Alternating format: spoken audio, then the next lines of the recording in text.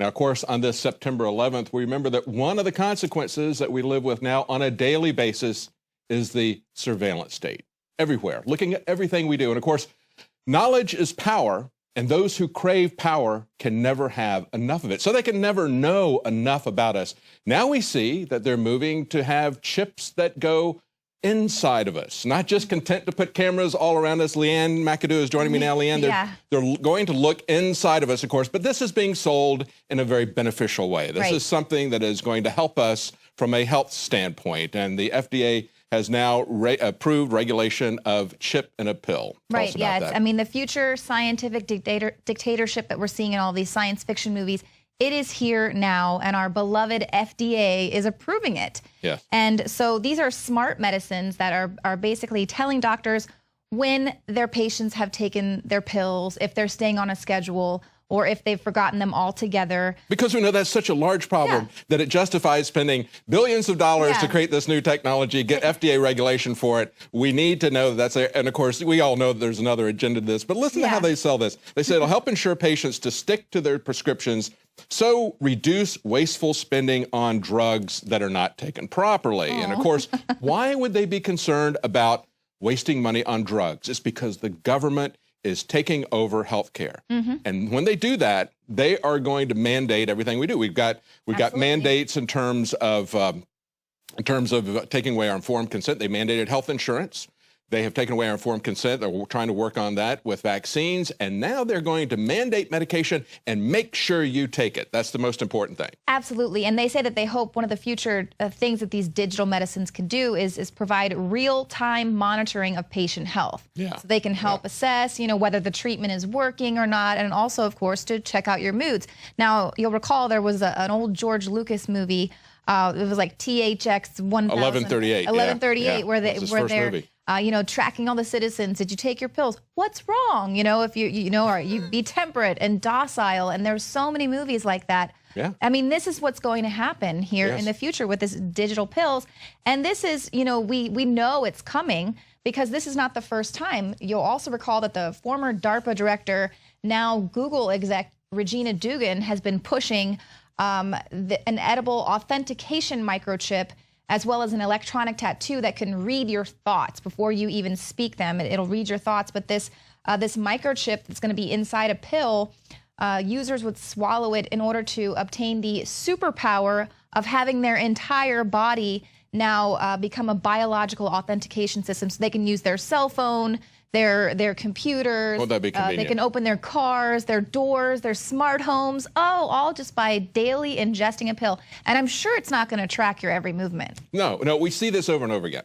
We see DARPA continually coming up with these very dark, sinister uses for technology that violate our individual liberties, that violate our freedom. I mean, we're talking about what's behind Jade Helm, the many different aspects of this. And of course, we've mentioned this many times, mastering the human domain. They have human domain analytics, part of geospatial intelligence. That's a field that is the fastest growing area of intelligence. This is about tracking your metadata. People don't realize how powerful that is. When they lied at first and said, no, we're not really listening to your phone calls, and they walk that back. Well, we're just collecting some metadata. That's not really powerful. That is one of the most powerful aspects of it. They've been working for over 15 years. James Clapper, his first directorship was of geospatial intelligence. They've been working for over 15 years to put together metadata to map out your behavior and to track you. And so that's one of the most important activity-based intelligence, human domain analytics, all of that is part of geospatial intelligence. So when we see things like this, this is something that appeared on the Drudge Report. He talked about a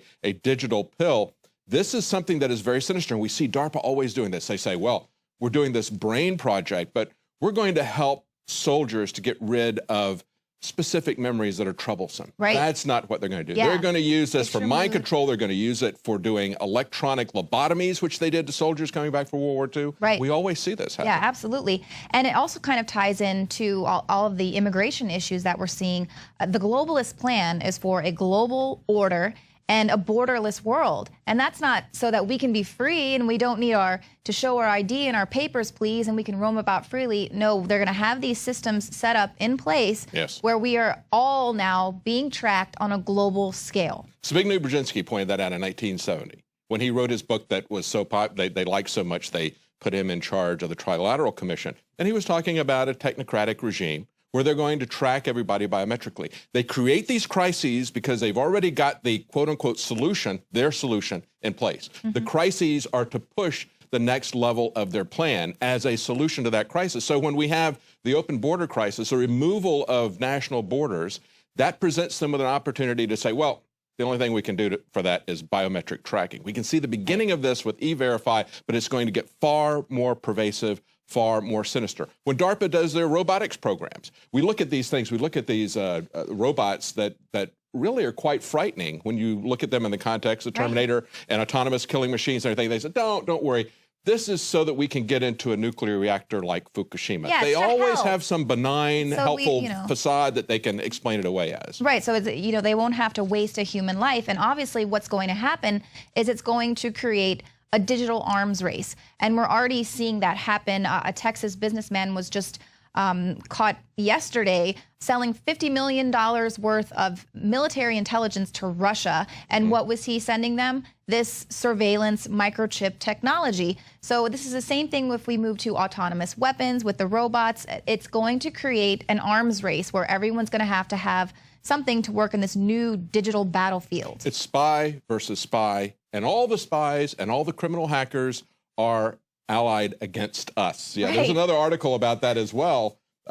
Spy software found pre-installed on Lenovo, Huawei, and I can't even pronounce it, Xiaomi smartphones. These are all Chinese smartphones. Wow. This is an article that was on InfoWars today. It came from Epic Times. They say malware that can listen to calls, that can track users, there you go, tracking users again, can make online purchases, was found pre-installed on smartphones from these Chinese companies. So there you go. It's not just the nation states that are spying on each other, spying on us, our own country, our own government spying on us, but of course it is also criminal hackers, and it's a piece of cake because, Leanne, this is something that I thought was very interesting. Again, this is something from DARPA, our favorite research project here. This is from a blog called the Goat Tree blog. A penny for your thoughts. And take a look at this picture that comes up. This is a picture of a tiny chip on the nose of Abraham Lincoln on a penny. You can pull up that picture there. Look at how small that is. And look at the picture to the right of it. How many DARPA chips can you fit, or we should say maybe NSA spy chips? How many NSA spy chips can you fit on the head of a pen? Well, they've got 3 of them there with a lot of real estate left over. Now, when he looked at this, he said, they're putting this maybe on money. Maybe we're not going to go to a cashless society. Maybe they want to track us with, put this in our coins. Put this, I would think, more likely on $100 bills. Right. Now, the way this is being sold, again, they always have a good way to sell this. This is something that DARPA is doing as part of, get this, their SHIELD program. Yeah, just in time for the Marvel Civil War. Yeah. Their SHIELD program. This is a 100,000 chip, 100,000 transistor chip. Listen to some of the capabilities that it has.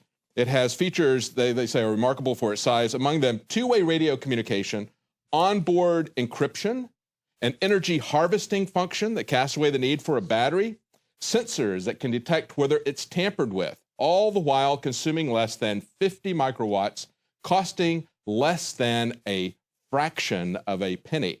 So this is something, why are they doing this? They would say the reason that they're doing this, and of course SHIELD from their standpoint stands for Supply Chain Hardware Integrity for Electronics Defense. They're saying they're going to put this inside every integrated circuit. It's going to be able to determine if it's being watched, presumably self-destruct, if it's being analyzed, if somebody's trying to reverse engineer this, it'd be able to self-destruct. It would be able to communicate wirelessly again. It is encrypted and it harvests the energy, so it doesn't need to have a battery. But they're going to put this in every electronic circuit that is going to go through the Defense Department so they can authenticate that it hasn't been tampered with, that it's something that's for real. But of course, the potential for abuse with this is massive.